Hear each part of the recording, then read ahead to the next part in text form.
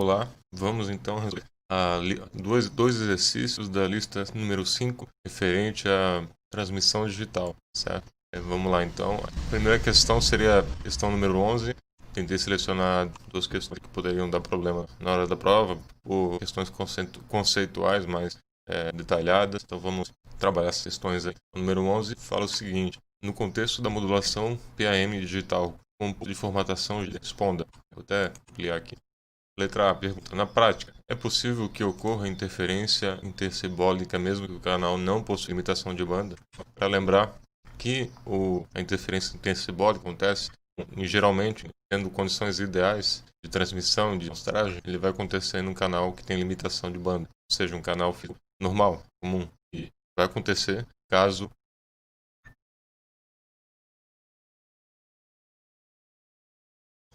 a interferência intercibólica vai acontecer na situação em que o pulso de transmissão, o GDT, que é multiplicado com o sinal que se deseja transmitir, caso ele seja em banda, tem uma banda maior do que a banda máxima do canal, né, que o canal consegue suportar. Né? Se o canal tem uma limitação de banda de 200 kHz, aí meu pulso extrapola esse limite físico. Então, com certeza vai mudar, na verdade, o canal vai distorcer e com certeza a banda vai a limitação de banda vai distorcer nosso sinal e vai causar interferência intercibólica. Mas aqui ele pergunta: existem outras situações para que isso aconteça? Existe, por exemplo, como eu respondi aqui. No caso, né, se você for mostrar o sinal de interesse, o sinal que você recebeu, seria o Y de T, né? Desconsiderando o ruído no momento, e você for fazer essa amostragem, bater o martelo, a mochila, se você for bater o martelo, fazer a decisão, fazer a passagem quando você passa o filtro casado na saída, né, para detectar os símbolos, vai fazer aqui as amostragens nos instantes ideais. Seria um instante T0 que chama, né, o instante onde a amplitude do Y de T é convoluída com o pulso G de T, né? Aliás, seria o pulso de recepção, o pulso casado G de T. Seriam esses instantes ideais onde atinge essa convolução G de T com HR de T, onde atinge o máximo. Se você for fazer essas amostragens em instantes não ideais, aqui claro que aqui é uma situação bastante acadêmica, não, didática. Na verdade, você não vai usar pulsos tão simples, transmissão em geral, então, e com certeza vai haver ruído, são bem mais problemática do que essa aqui que está aparecendo, mas aqui já mostra que os instantes ideais T0 são os que sempre têm a máxima amplitude. Aqui pode haver um período em que a amplitude não muda, mas garantidamente esses instantes de T0 em T0, aliás, de T em T, né, T maiúsculo seria o período, vai se repetir essa amostragem. Então, se eu amostrar nos instantes errados, pode sim haver a interferência intercibólica, até por causa dessa expressão aqui, que relaciona o Y de K, mas não é aqui, mas assim. Aqui, que relaciona o Y de K, né, faz o cálculo. Basicamente, isso aqui é a parcela que a gente deseja ter, né? O K, P de T0 é a parcela que nos interessa mais, porque você vai querer, nesse instante, P de T0, P, lembrando que o P é a convolução do pulso G de T, por sua vez, foi multiplicado por AK na transmissão. Convolução de G de T com filtro de recepção, HR de T, da P, né? Por definição. Então, ou seja, aquela figura que eu mostrei anteriormente, aquela situação que já foi passado o sinal pelo filtro casado. Então, vamos ter essa parcela, que é a parcela de interesse, que vai nos dar depois o sinal AK, e mais o zeta, acho que é o zeta de K, mais o Z de K. O Z de K é referente ao ruído aditivo, né, gaussiano, ruído geralmente gaussiano, que é natural, que vem dos componentes elétricos, então não tem o que fazer, isso aqui é probabilístico. Agora, essa parcela aqui, o zeta de K, ele é referente à interferência intercibólica, que é aqui, garantindo, se você mostrar realmente no tempo T0, aliás, se quiser bater o martelo no instante T0 e tirar o resultado, garante-se, tendo um canal ilimitado em banda, que essa expressão aqui vai ser nula, nos instantes relacionados ao instante de amostragem. Então não vai haver interferência decibólica caso se realize a amostragem no instante correto. Também levando em consideração que o canal tem que ter ser ilimitado em banda, ou que o pulso não extrapole os limites do canal, né? Então é isso. Essa seria a letra A. E uma outra possibilidade de ocorrência da interferência intercibólica é no caso de você escolher um filtro de recepção HR de T, que pode ser o filtro casado, que é o ideal, né? Mas se você for, por alguma razão, escolher um filtro ruim, um filtro que não garanta os picos, né, da convolução em instantes de amostragem ideal, T0 ali, então a situação pode implicar, porque aí já muda totalmente, né, porque essa análise a gente está levando em consideração está sendo usado na recepção o filtro casado com o filtro G de T. Então, se você escolhe um filtro diferente que não satisfaça essa condição aqui do zeta de K referente ao instante inicial T0, ele pode acabar sendo diferente. Você pode escolher um filtro que não seja adequado, que não satisfaça a condição de interferência simbólica naquela equação. Então, a segunda alternativa, determine, não, aqui. Qual é a relevância teórica e prática do sync de TC? Tá. Bom, o sync ele acaba sendo o pulso ideal de transmissão no que se refere à banda do canal, né? Porque ele consome menor banda possível, então é o mais otimizado nessa, já que o sync, a transformada de Fourier do sync vai ser justamente o quê? Um rect na frequência, né? Então o rect ele tem um começo e fim, só que tem até um teorema aí que eu não lembro o nome, mas que mostra que se um sinal é finito na frequência, ele tem que ser infinito no tempo. Um outro exemplo é, por exemplo, os sinais senoidais, eles são infinitos no tempo e na frequência eles são apenas um impulso. Então, e vice-versa. Então acontece o quê? Sim, que é infactível, um sinal que não existe como produzir esse sinal na prática. E além disso, se você quiser na prática, né, pegando só uma parte dele, ele vai perdendo amplitude com o tempo, ele aparece uns problemas, como por exemplo, se você truncar, acaba induzindo um atraso excessivo e truncar de forma no momento que realmente tiver um valor muito baixo para parecer um sim. E além disso, ele acaba sendo um pulso sensível a variações no instante de amostragem, ou seja, na recepção tu ainda tem esse problema de ter que lidar com isso aí. Se você mudar um pouquinho só o instante de amostragem, por imperfeições no clock do teu sistema ou qualquer outra coisa, acontece que pode dar problema sério, né? Você acaba sendo sensível. Em outros pulsos isso acontece, né? Pegar um pulso que seja robusto, pequenas variações de instante de amostragem, para não termos um sistema instável. Então é isso. Agora, a letra C. Por que é comum escolher como G de T o pulso raiz quadrado, né, de cosseno levantado, ao invés de o pulso cosseno levantado já em G de T? Então, porque é o seguinte, a gente quer, segundo Schiller, né, tendo o pulso levantado, o cosseno levantado, né, sendo o pulso ideal, mas é o P de T ideal. E a gente deseja em P de T. P de T é o quê? P de T é a convolução do filtro de transmissão para o G de T, formatação, aliás, G de T que é feito lá, que esse G de T ele multiplica, né, o sinal A de T, A de K no caso, lá na transmissão, antes de ser transmitido, e aí ele acaba sendo convoluído pelo filtro do canal. Então, nesse caso aqui, um canal sem limitação em banda, ele vai ser representado pelo impulso, né? Convoluir o impulso qualquer coisa e você não fazer nada com aquela qualquer coisa, então aqui daria 1, né? G de T convoluído com impulso é 1, e também convoluído com pulso de recepção T, que no nosso caso ideal aqui, na nossa situação, desejo que H de T seja casado a G de T. Seria H de T igual a G de T0 menos T. Então, tendo essa situação, a gente tem pela forma que a convolução é criada, né, que ela é executada, essa convolução aqui, se G de T for o cosseno levantado, aliás, a raiz quadrada do cosseno levantado, e H de T for causado, G de T, vai ter que H de T convoluído com G de T vai dar um cosseno levantado, não raiz, que acaba multiplicando um pelo outro ali dentro da convolução. Então essa é a razão. Agora, a D, quais informações relevantes podem ser extraídas do diagrama de olho? Ao menos, tá. Diagrama de olho é muito importante para você ficar os momentos ideais de amostragem, período de amostragem e também situação de interferência simbólica. Uma lista com 4 elementos, pelo menos, que você consegue identificar aqui. Primeiramente, o número de símbolos, né, o M, identificar pelo exemplo, que eu tirei da apostila, pelo número de interseções aqui, comuns a várias ondas, né? Nesse caso aqui, 2 pm, aqui teremos 4 pm. Então, você consegue enxergar bem essa relação.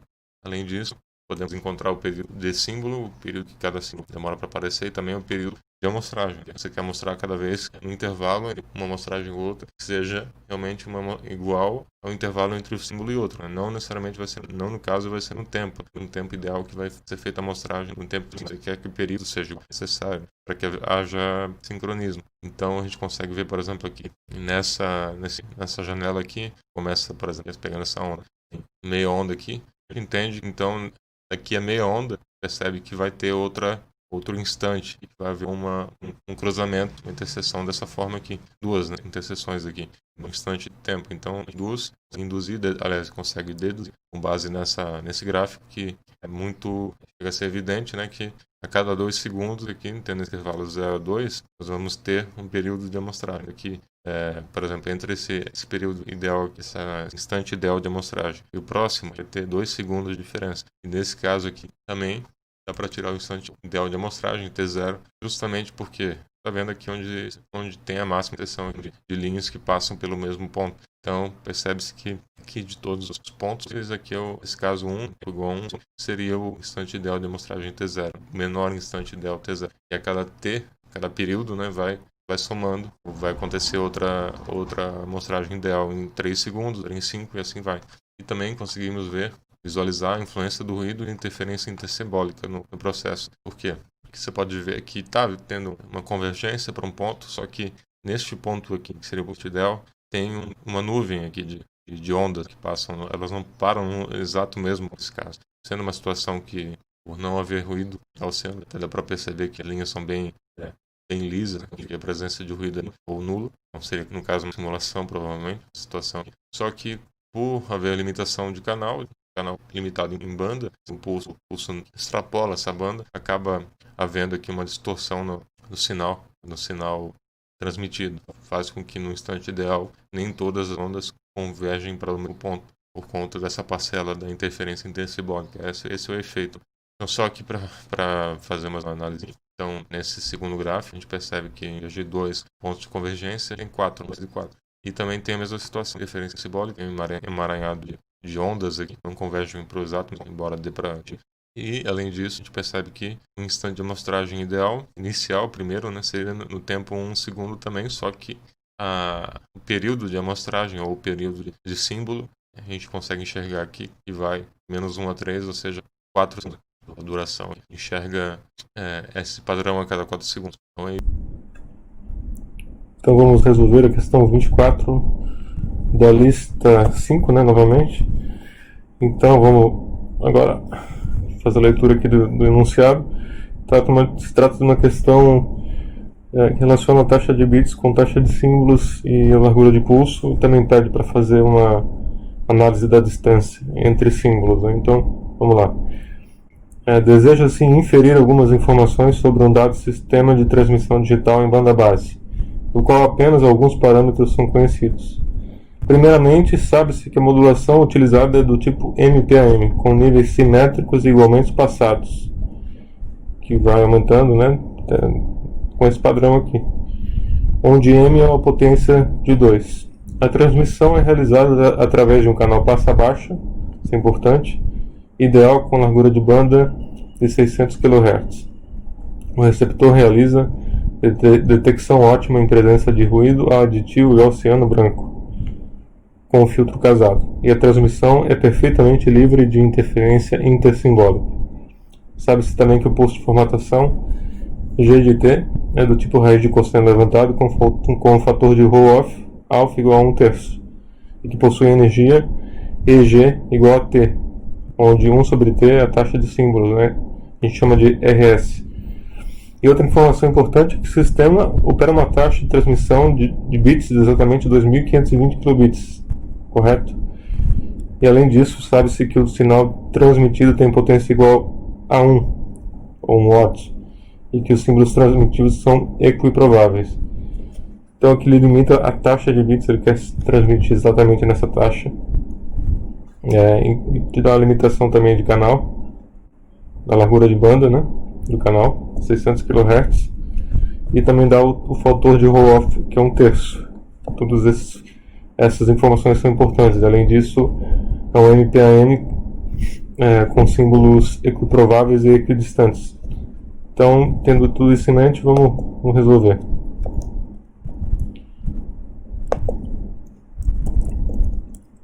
Então tá. Sendo aqui então, tendo aqui as informações do problema, né? Vamos repetir aqui, temos um cosseno levantado, uma raiz de cosseno levantado, aliás, é uma raiz de cosseno levantado com alfa igual a 1/3 e EG igual a T joules, né? a taxa de bits é de 2.520 kilobits por segundo, potência de transmissão de 1 watt, e a probabilidade de símbolo é provável 1 sobre m para todo K, para todo símbolo. E a largura de banda do canal é 600 kHz. Certo? Tendo tudo isso em mente, ele quer saber. A primeira pergunta é: determina o valor da taxa de símbolos, 1 sobre P. Eita. E o número de símbolos de modulação, M. Então, sabendo o valor da taxa de símbolos, ele quer saber isso. E também o número de símbolos, né? Então, primeiro vamos descobrir a taxa de símbolos. Dada a limitação de largura de banda do canal, a gente pode calcular a máxima taxa de bits, aliás, de símbolos permitida, dado que o fator de roll-off é 0.3333, né? 1/3 no caso. Então, tendo isso em mente, tem aquela fórmula que relaciona a banda do pulso de formatação, no caso banda base, né? Que seria igual à banda do pulso resultante, que é a convolução do pulso de formatação com o pulso de recepção. Eles são iguais no caso da transmissão em banda base. Então, essa aqui é a fórmula, né? RS 1 mais alfa sobre 2 é igual a banda do pulso de formatação. E a banda do pulso de formatação, obviamente, não vai poder ultrapassar a largura de banda do canal de 600 kHz. Então, essa é a limitação de banda, né? Então, tendo isso em mente, tendo a informação do alfa, a gente consegue calcular que o RS máximo é de 900 kilosímbolos por segundo. Então, tendo isso, a gente tem a taxa de bits de 2.520 kilobits por segundo. A gente relaciona para essa expressão aqui, que é RB igual a M, número de bits por símbolo, vezes RS. Então a gente consegue calcular a taxa, aliás, a quantidade de bits ótima, a quantidade de bits necessária para que a transmissão aconteça. A mínima quantidade, né? Então, fazendo essa divisão, chega a 2.8 bits por símbolo. Então, 2.8 bits por símbolo é o mínimo que se precisa. Mas, assim, a gente está trabalhando aqui com modulações que usam N's inteiros. Você não quer usar o número de bits por símbolo menor, diferente do número inteiro. Então, a gente arredonda para cima e diz que o número mínimo de bits é de 3 bits por símbolo, que é o ideal, porque aumentando isso seria desnecessário, já que o canal já consegue, a largura de banda do canal já é suficiente para comportar essa taxa de símbolos. Quanto maior for a taxa quanto for maior o número de bits por símbolo, menor vai ser a distância intersimbólica dada uma potência fixa. Isso é importante ter gravado na mente. Então, sendo m igual a 3, a gente calcula pela mesma fórmula anterior, só que agora substituindo, sendo m igual a 3 e não m igual a 2.8, a gente chega que a taxa de símbolos real é de 840 kilosímbolos por segundo. Aí, é isso aí. Aí a letra B fala aqui: suponha que o número de símbolos encontrado no item anterior seja m igual a 8, que de fato é o que a gente encontrou, né? M maiúsculo igual a 8, porque M minúsculo é o número de bits por símbolo, o M maiúsculo é o número de símbolos. Então o M minúsculo está relacionado com o número de símbolos, de forma que 2 elevado a M minúsculo, M pequeno, vai ser igual a M maiúsculo, número de símbolos. Então, lembrando disso, né? Então, se M minúsculo é 3, o M maiúsculo vai ser 8, que é o que ele está dizendo aqui. Então ele está pedindo, determina o valor da distância entre símbolos, né? Considerando tudo que foi dito antes, a questão da energia e da potência de transmissão, né? Então, esses são os elementos importantes para calcular a distância, porque a distância está relacionada sempre com energia, distância intersimbólica, né? Então, é isso aí. A distância é uma distância de amplitudes, né? Não uma distância de distância métrica, obviamente. Você está falando de amplitudes de símbolos, né? Então quanto maior a distância, maior a potência, infere-se uma maior potência, né? Então ou um menor número de símbolos. Então vamos lá. Tendo que a potência de transmissão é 1 watt, né, que ele foi dado ali, que é igual a S de T ao quadrado, e a energia por símbolo, né, EG, é igual a T.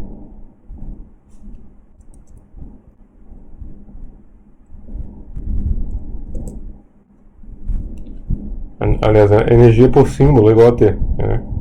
Então, tendo essa informação em mente, importante, é T joules, né? Então, que é a unidade de energia. Então, tendo aqui que a potência é igual a 1 watt e EG é igual a T, que seria o período de símbolo, a gente tem aquela forma que relaciona todas essas coisas em conjunto, né? Então, S de T ao quadrado médio, né? Ou seja, a potência de S de T é igual a 1, que é igual a potência do pulso de formatação G vezes a potência dos símbolos. Então, fazendo essa divisão, chega-se que a potência de transmissão é igual à potência dos símbolos. Então, justamente por EG ser igual a T, né? Então, fazendo essa divisão aí, vai dar essa igualdade.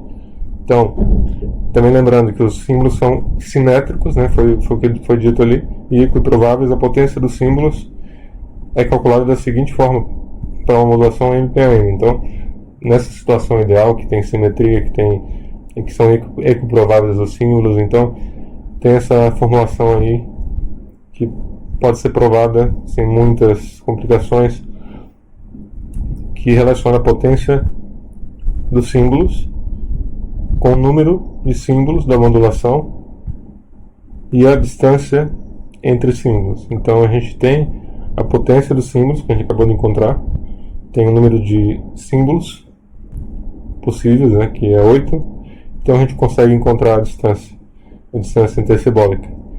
Então, substituindo os valores, a gente chega aqui, a distância, neste caso, vai ser de 0.4364 volts, né? Então,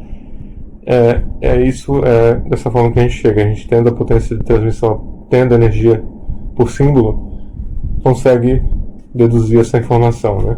Então, sempre partindo inicialmente, já que ele deu da potência de transmissão, partindo da expressão da potência de transmissão, né? Então, é muito importante aí saber relacionar os dados que são dados da questão. Dificilmente a questão vai dar um dado que não será utilizado. Então, se você não está utilizando um dado, vamos prestar atenção e repensar um pouco, tá bom? Então, relacionando tudo aqui, esse é o fim dessa questão. Espero que tenham entendido e muito obrigado aí pela atenção. Boa prova.